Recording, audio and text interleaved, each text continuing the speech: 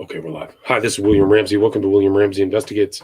On today's show, I have a very special guest. His name is Randall Horton, and he published a book of poems back in September 2020. And the title is number 289-128.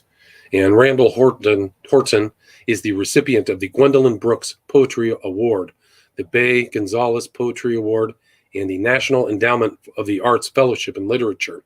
Horton serves on the board of directors for PEN America's PEN Prison Writing Program and is an associate professor of English at the University of New Haven.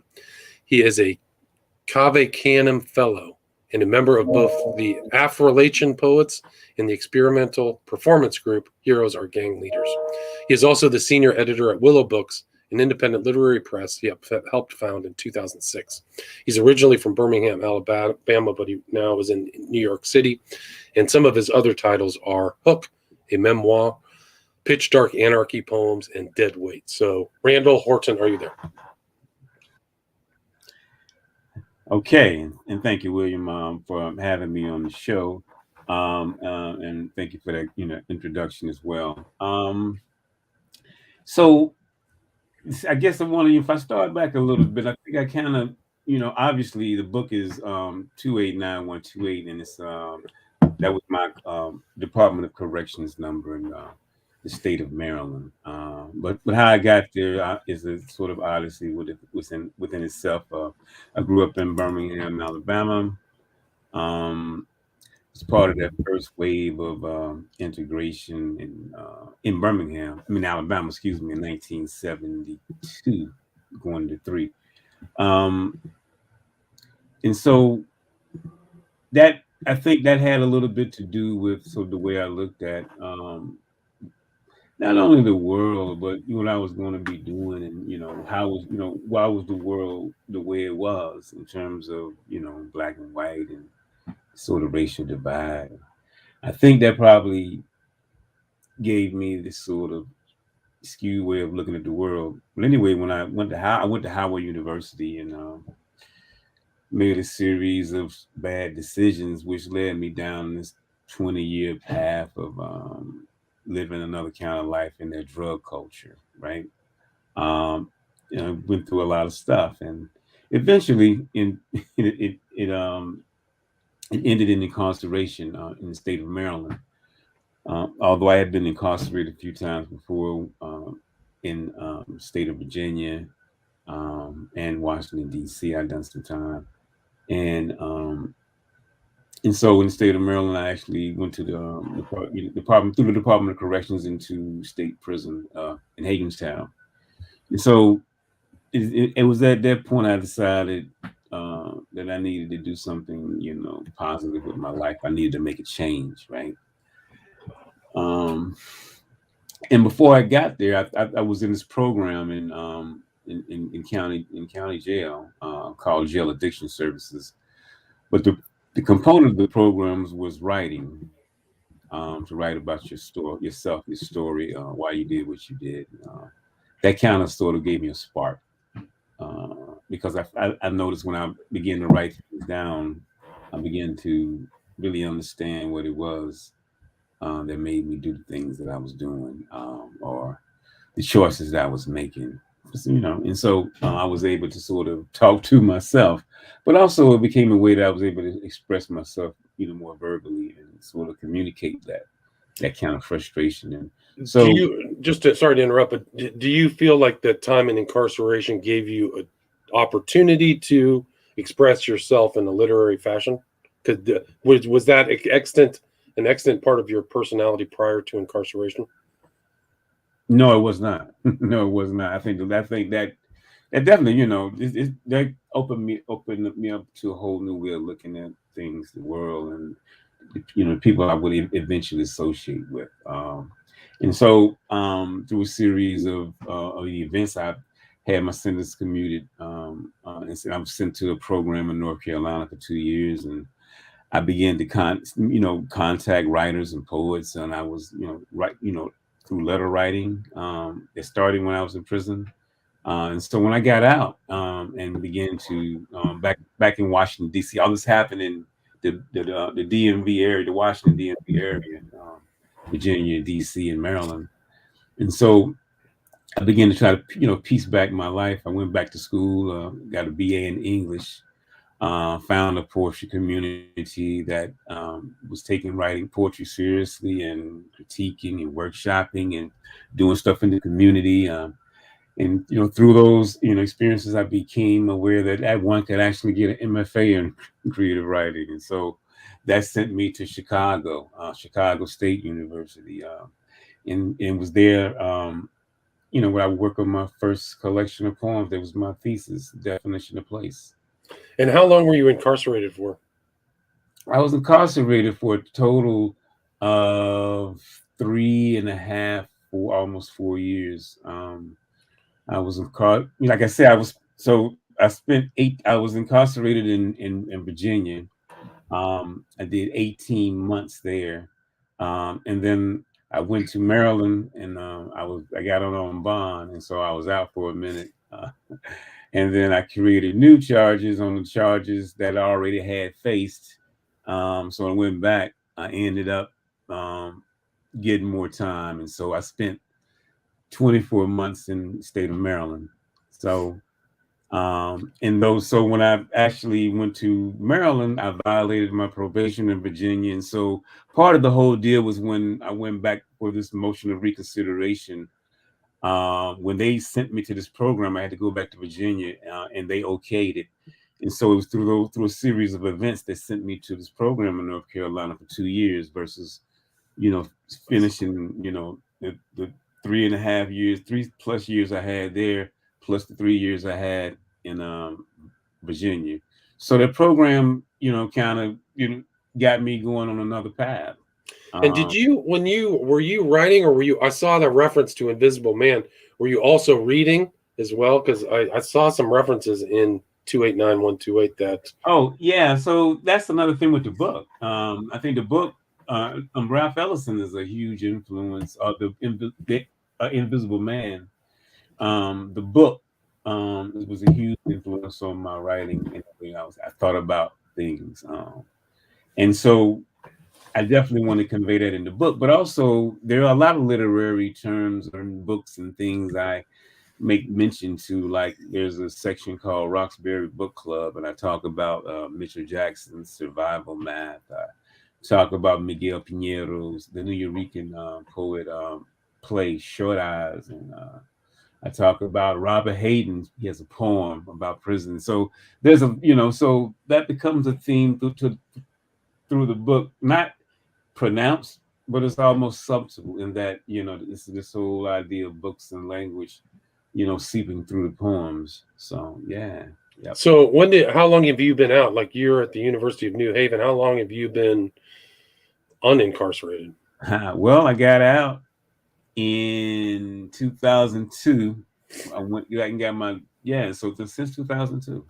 2002. So you got your MFA, and now you're kind of in NYC, and this is kind of I got a PhD from SUNY Albany too, and so I left the MFA experience, and then I spent 3 years in Albany, got a PhD there, and then I got a tenure track job at the University of New Haven. And so I was in New Haven, New York. I just moved to Jersey. We got married. That's my bio not updated. We moved a couple of years ago from Harlem. We're right over the bridge now. So what does this, like, your literary, are you finding that a respite from your former life? Like, this is kind of a safe, secure, this literary career and aspirations are a safe, secure environment for you now? I do. In terms of, it's not only that. I think it gives me a whole new perspective of what it means to be a human being. I think it gives me a whole new way of looking at the world and thinking about a moral compass. That, to me, I think that was the most important thing, is like, how do I change the things that I was doing? I think, poetry and language and writing and literature and talking about those things and writing about those things and being a part of that community who's able to sort of, be in that conversation. I think it's it's definitely something that I feel good about, versus my former life. There's nothing but the memories, and there's not, all the memories end tragically. And so for me, it gives me another way, the way of moving through the world. So I put, the things I like to do at the forefront, and I think everything else takes care of itself, versus the other way around, when I was in that other, life and world. Other lifestyle. Do you feel like that it's all of this kind of reflection kind of changes the way you were? I mean, before you got into the kind of incarceration, like you developed into a different person through literature, right? Yeah. No question. And so what are your kind of, you've written this book, you've written these other 3 books. Are all of your kind of literary works reflective of your incarceration? Believe it or not, no. This is actually, well, my first time I've done a full collection of poems about incarceration. My first book, The Definition of Place, by Main Street Rag, was a persona.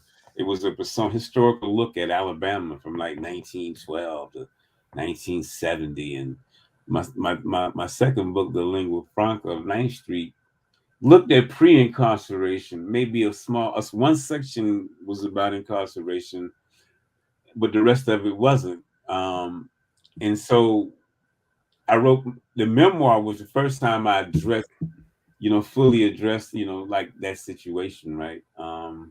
And then after that experience with the memoir, I began to get these fellowships that was, you know, asking for, like, creative works, that talks, that addresses or critique the criminal justice system in creative ways. And so I served as a poet in residence at this organization called Civil Rights Corps. They do a bunch of bail reforms nationally, and they do litigation and challenge legal systems that that are inequitable. And it was an interesting experience, and that got me to sort of writing this book, actually, to sort of I would go down to Washington and spend some time with them as they were doing cases, and they would keep me in the loop, and I would be part of their process. And that got me to thinking about talking about this book in a more fuller way, and just say, really getting into it. This is the first time I've been gotten into this, was with, in terms of poems. Even with the memoir, it's a whole life before that. I talk about what led me to incarceration and after. But this one, is kind of a little bit more intense, I think. So it was definitely an interesting experience. And what's your opinion of the American criminal justice system after having gone through that? Well, I think there's definitely room for a whole lot of reform. I was able to experience some things that that I definitely knew wasn't right, but that were occurring. I talk about these in the new memoir I have coming out in February, Dead Weight. They're really good. But also, I do talk about the flip side of it. There was some, instances of humanity from guards and things like that who, sort of like didn't go with the stereotypical image of what you might think. And so there's always that. So I wanted to, talk about that. But it left me with a, interesting take, because it was a lot of things that I just didn't see that were right, and I thought I wanted to question those things. And so for me, it's a way, language becomes a way of, in the things that I begin to write about, or what I'm writing about, excuse me, becomes a way in which I can address those things. I guess, even after, spending almost close to 20 something years after incarceration, I think I'm really, ready to, like, talk about these things in a meaningful way, Right. and process what it all meant and what I all saw. So I think, and that's what motivates me to sort of try to do some of the things I do on the inside, and working with different populations when I go to different prisons and juvenile detention centers. I'm definitely thinking about, those that I left behind who are never going to get out. I left some people behind that I know they're never going to get out of, that Right. situation. Yeah, you were fortunate. Yeah, and I saw a lot of situations where they had been through better programming and rehabilitation sources, things might have turned out a little better once one had people had left, because it becomes a revolving door too. That's interesting, how you see people that leave and then they come back. The recidivism, yeah, high And recidivism rates. yeah, I mean, and I've seen, like father and son in the same unit, like Wow. different. It's like no generation left behind sometimes. So And you do reflect that in your poems, because one of the poems I read, it shows like what's going on in the system. I've just got railroaded. This is a rubber stamp.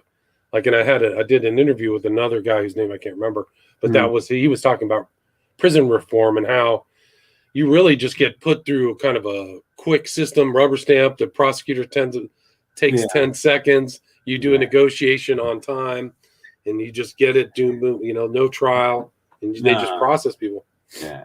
If it hadn't been for like I say in Montgomery County, that program, and a lady named Bonnie Boswell and Pat Parker, I don't think I'm here today. They It was just this, by stroke of luck, this one program that had just been started, and these people, Bonnie Boswell, she had a good relationship with the court system, and Pat Parker ran the program. And so when I left that program, he brought me into her office and she was like, "Please promise me you would never stop writing." And because I would write these essays and things like that. She would always encourage me to write. She was like, "I really like your writing. I think you're talented." And I'm like, no one had ever told me that before. And so when I left going to prison, the other lady who ran ran that program, she was like, do your time, and we're going to work on trying to get you back before the judge, right? Who gave you your time. And so I went and spent my time there, and then they put in a motion, and after I spent almost a year and a half to almost there, they brought me back, and they were able to get me sent to a program that allowed me to, on this path, go. It allowed me to go to school. It allowed me to, work and save some money, and it was, it was an interesting experience. But it prepared me to go when I got back to Washington to go to school, to Right. really know what I wanted to do. I was focused. All that, man. What Yeah. was the name of the 2-year program that you went into out of jail? It was a TROSA, Triangle Residential Options for Substance Abusers. Um, and it's a So it 2 year. was like an alternate than a jail. So it actually did work. You Yeah, it didn't was risk it. It's alternative to incarceration. Right. Most everybody there was cool, was court ordered, and so, it was a pretty interesting program. They got a little tough sometimes, but you had your freedom and you wasn't incarcerated. And then there was the end goal to help you get back on your feet. And in this program, did a lot of that. I was able to work in I was a dispatcher. I worked in the moving department. I was sending trucks all over the country to do interstate moves and all kinds of stuff. We had contracts with the Research Triangle area, and so I did that for like a year, and then I was able to work on my own in the city of Durham, for another company and get paid. And I stayed in the townhouse and saved my money, and Nice. and just when I went to school, I went to community college and got some college credit. And so that sort of put me in that mindset when I went back to Washington to step right back into school, finish my degree, and try to figure out what this writing life was going to bring me. I didn't know, but all I knew was that I had been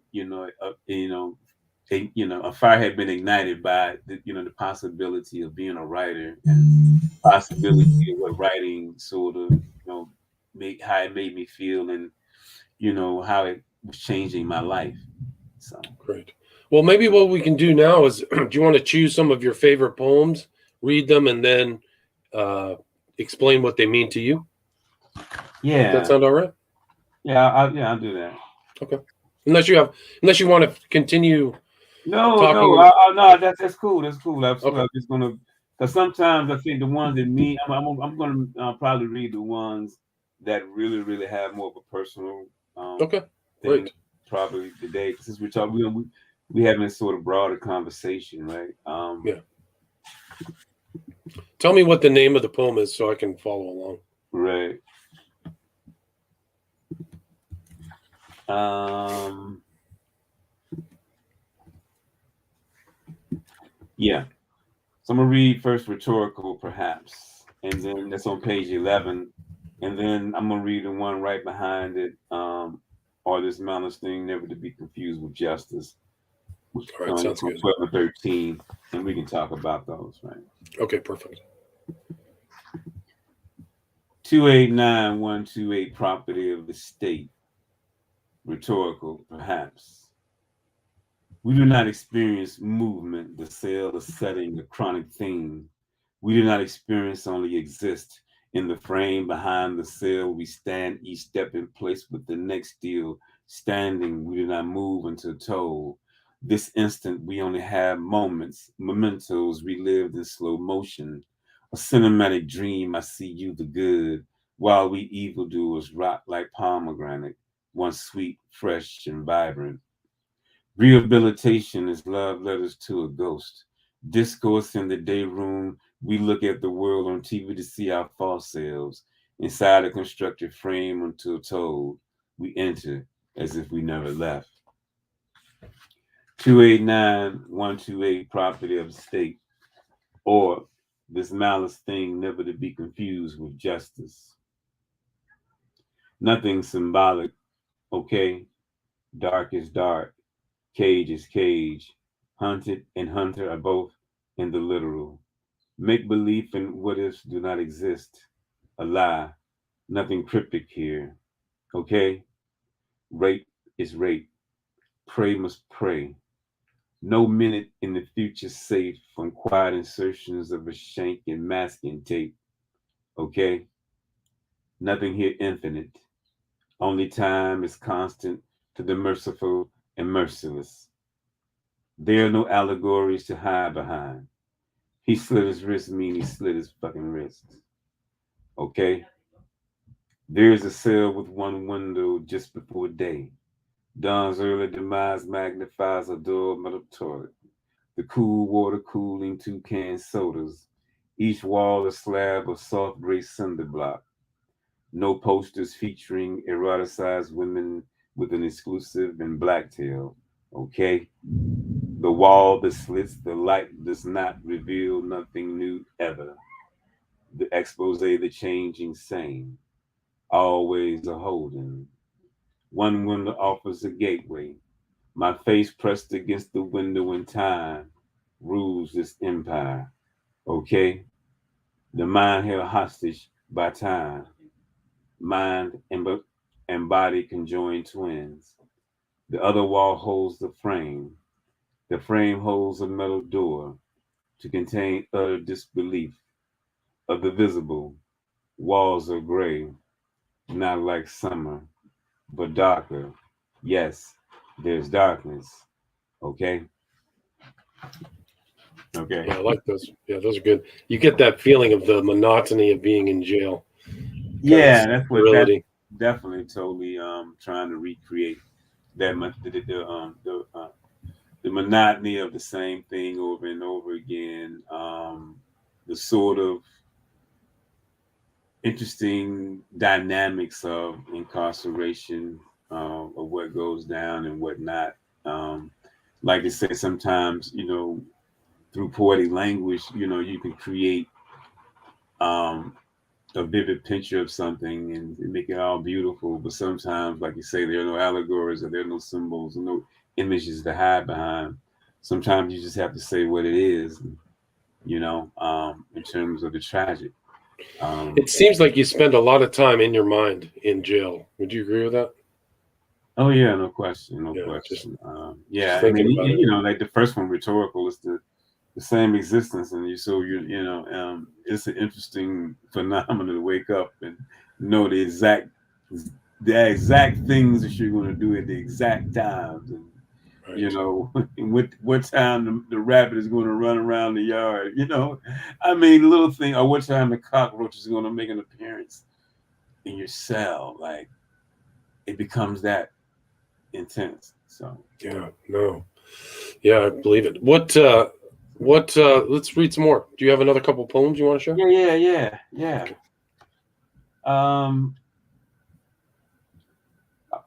Let's see. Yeah,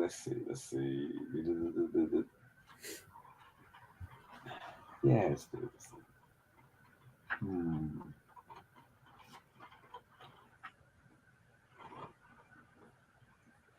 Yeah, we're gonna read When Your Silence Will Not Save You. I'll call them out.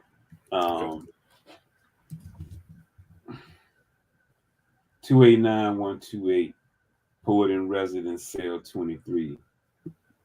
When your silence will not save you. In the aftermath, you remember the fist upside her head. Did you see? Saying no almost instinctively, you say no again. You remember no audio with the beating to follow in the alley. You remember clearly not thinking. The woman got beat on from the other side of the street. Imagine you witness her, walker of the night. Illusion to fantasy built up in your head, the after screen. In the alley, she could be dead. You thought no one would remember. The freeze frame each night whispering in cell 23 at night. You could have saved me. 289128, Poet in Residence, Cell 23. Beauty, Before the Beauty, or Could You Forget? On page 53. Gotcha. Locate the nearest overlooked neighborhood. Extract all humans restrained underneath life's boot heel. Replaced with millennials coddling post-colonial guilt, but not. Ignore the women's cardboard help sign, tattered, stained, and broken, like her. Imagine being long ago unseen, erased in between the throng, existing as non-entity. Ask to if gone the instrument, what chord whizzed amid crestfallen shadows, mute lingering in limbo a decade. Go from A to Z, listing the dead. Too many to name, but try. Swan, Bird, Fellow, Delante. No deader now than the moment of collision. Cold steel and shots fired. Death, what did we know of dying? Don't forget, a love strangling addicts caught in a docetic whirlwind with no blue sail. Before the corner becomes distorted, remember, one more time inhale memory deep to include the bad and terrible beauty just beneath the living. I like that one. That's good. 289128, Poet in New York. Remember, page 57. Do not turn from the difficult thesis. Think back to the slim praying man in cell 15 with needles stuck in vein. Religion or dope can stop time. Remember 72 when the unit built for 30, that never-ending revolving door, or the overcrowded choir singing, I am the wretched of the earth, typed on Smith Corona at night. How cell 23 demanded rabble art. What about the couple in cell 22, lifers who found love doing a bid? Father and son and cellies on the top tier, no generation would be left behind. Too many bodies lingering in limbo, the worn-out illusion of truth see. Memorializes faces you will forget. Victim turned perpetrator in cell 6. Sold at age 8 for a bag of meth. Nothing. It's black and white. We stop there. Yeah, those are good. So you definitely get that kind of impression of all the things that you're seeing there in jail, and there's a lot of injustice there. Yeah. Yeah, I mean that last one, sort of a Rolodex of images that sort of like sum it all up. Even when you become the returning citizen into society, the things that you witness, and they're, a lot of it is the way the system has allowed these societies within societies to sort of like develop. But also, like I say, each complicate each case is each person is it's complicated as to why they're there, what happened to them. It's never no one thing to sort of you can just put on like and lump into one single thing and say this is everybody. No, it's not. It's so complicated. It's unreal. Yeah, and so even the experience, though, what I'm saying is that even the experience afterwards, becomes a sort of like trauma within itself, and how do you deal with that? Because sometimes you can be in situations where you have to worry about instead of rehabilitation, you're worried about, am I going to survive the day? And the two things shouldn't have to work simultaneously, side by side. Yeah, I mean, and it is odd. Like you see, I think in your poems, it's also kind of like you're not learning anything. You're kind of in limbo, right? You're not kind of getting ready for that next step. And I think that's a common element of people. Right. And so that's one, and that's when you asked me, what did I take? That's the one single thing that sort of like that motivates me to sort of, lately in the progression of what I've been doing, to sort of how can I, give back in that way and do some things. So I'm working on a couple of things project wise to sort of create these programs in different prisons in a few states where they can do music and sound recording, instruments, writing workshops. So to create that extra layer of humanity, in a situation, to give people hope. I was part of a workshop experience in Saratoga at Mount McGregor prison a few years ago after I got my PhD. A woman by the name of Kara Benson was running it, and she invited me there. And it began. She had a workshop with probably like 10 or 12 guys. And I did a reading inside their prison chapel on their poetry night, and they invited me to come be a part of their group. And so I would come and do lead workshops, and I did it off and on for like 3 years, maybe 4. They became really close, and and all of those guys who've gotten out are really living interesting lives, and they're doing good things with themselves. And I think just being in that situation, and they're not necessarily writers, right? They just threw themselves in the creative process and wrote poems and created works.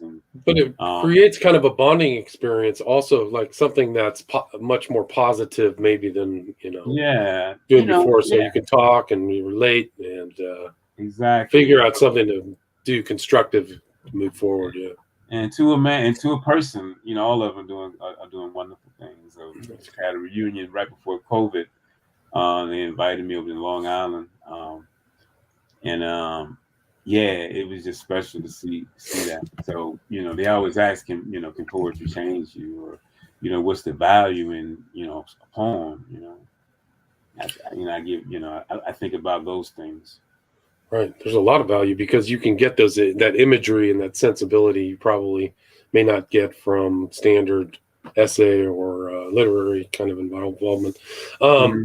So where is the best place to get this book, Poems 289128? Well, the best place, I'm going to give a shout out to my published University of Kentucky Press. So you can go on their website and just type in University of Kentucky Press 289128, and you can pull it up. But you can also go on my website if you want a signed copy, randallhorton.com. And you can order either a hardback or a softback, and you can get a signed copy. Gotcha. It's RANDALLHORTON.com, correct? There you go. Exactly. Gotcha. Yep. And sorry, No. were you going to say something? No, you can also get my memoir there as well. So, Tell me again. So you can get most of my stuff there. So. Tell me the title of your memoir again, please. The new one? Yeah, the one that's coming out in February 2020. It's called Dead Weight. Dead Memoir and linked essays. Yep. So is it an add-on to the old one, Hilka Memoir? It fills in a few holes. It just comes at it a different way. Like I say, that one, Hilka Memoirs are more interactive because you have another voice. And my memoir becomes like you're reading it through someone else's eyes. So it's a different experience. And this one is more of another kind of look at my life through different angles. The first section is a long meditation actually with the Invisible Man statue in New York on Riverside, 150th. I think it's 150th in Riverside. Yeah. And so I talked to this it's not imagined. I talked to this real statue, and in this sort of imaginary conversation about my life growing up in Alabama, about the choices I made, and sort of trying to relate that whole idea in Ellison's novel about being the protagonist in someone else's thing, right? But it looks at a few things in Alabama, and it looks at my involvement in the drug culture, and incarceration, and life after incarceration as well, and so I talk about the sort of the perception versus reality in terms of how we view those who come from the prison experience, right? And even how we even talk about those on the inside in terms of the language we give them in terms of convict and inmate and things like that, and felon and labels. So these sort of stereotypical monikers that sort of stay with one long after the release, and along with the roadblocks. So yeah. So if people want to reach out to you, the best place to go is your website, randallhorton.com. Is that correct? Yes. Okay, so somebody wants you can reach out to me. My publicist is there. If you need to holler at me like that, you can reach out to her. Cool. Yeah. And again, the new book will be Dead Weight, out February 2022. And this book is number 289-128, published September 2020 by Dr. Randall Gavin Horton. Randall, thank you so much for your time. Thanks for sharing those poems too. Thank you, William. Thank you for having me on William Ramsey Investigates. My pleasure. I appreciate it, man. All right, stay there.